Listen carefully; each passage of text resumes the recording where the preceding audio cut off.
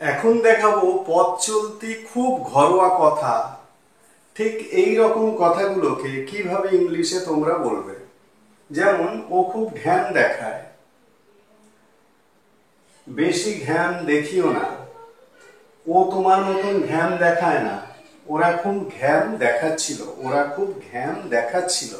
এই ঘ্যান কথাটা আমরা ঘরোয়াভাবে সবসময় বলি, তোমরা সবাই বলো এই কথাটা ঘ্যান। এখন এই ঘ্যান দেখানো এটাকে ইংলিশে কিভাবে বলবে? মানে অহংকার প্রকাশ করা বা অহংকার দেখানো এক ধরনের।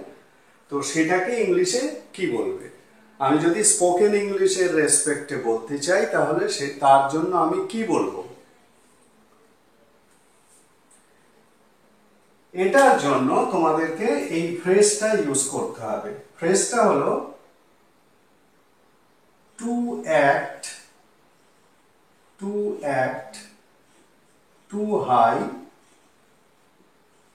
too high and mighty।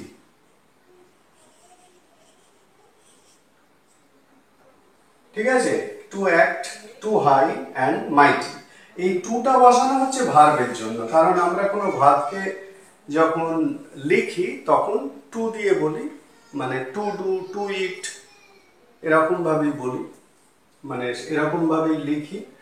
তো তার মানে অ্যাক্ট টু হাই অ্যান্ড মাইটি, এর আগে তোমরা সাবজেক্ট বসিয়ে দেবে।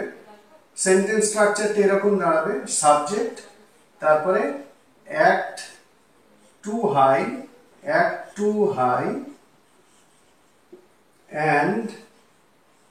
And mighty, act too high and মাইটি।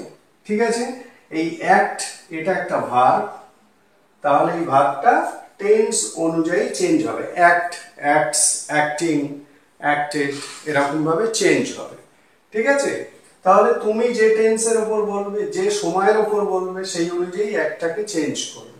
এখানে দেখো আমি মানে বিভিন্ন রকম ভাবেই দেখিয়েছি, চারটে সেন্টেন্স দেখিয়েছি, চারটে সেন্টেন্স চার রকম ভাবে দেখানো হয়েছে। তো চলো এবার করে ফেলি। ও খুব ঘ্যান দেখায়, তার মানে এটা সিম্পল প্রেজেন্ট, তাহলে ও মানে হি, তাহলে এখানে ভার্বটা হচ্ছে অ্যাক্ট, কি হবে? হি এর পরে অ্যাক্টস হবে, হি অ্যাক্টস, বোঝা গেল?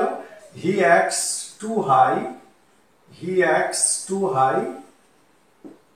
And mighty, he acts too high and mighty. বোঝা গেল? ও খুব ঘ্যান দেখায়। তাহলে এখন থেকে ও খুব ঘ্যান দেখায় এটাকে ইংলিশে কি বলবে? He acts too high and mighty. পরেরটা, বেশি ঘ্যান দেখিও না। ইম্পারেটিভ সেন্টেন্স, কাউকে আমরা অ্যাডভাইস করছি বেশি ঘ্যান দেখিও না, তার মানে don't act too high and mighty, don't act too high and mighty. ঠিক আছে, এই ফ্রেজটা জানলেই, মানে এই যে ভার্ব ফ্রেজ, এটা জানলেই বা এই ইডিয়মটা জানলেই হয়ে গেল ঘ্যান দেখানো। এই বাংলাটার ইংলিশটা পেয়ে গেলে এইবারে এটাকে টেন্স ওয়াইজ যে টেন্সের উপর বলবে সেইভাবে ব্যবহার করবে। ও তোমার মতন ঘ্যান দেখায় না, এটাও সিম্পল প্রেজেন্ট, তার মানে ও, হি ডাজ নট, যেহেতু নেগেটিভ, তাহলে he does not act too high and, তাহলে কি হলো? he doesn't act too high and mighty like you, তোমার মতন।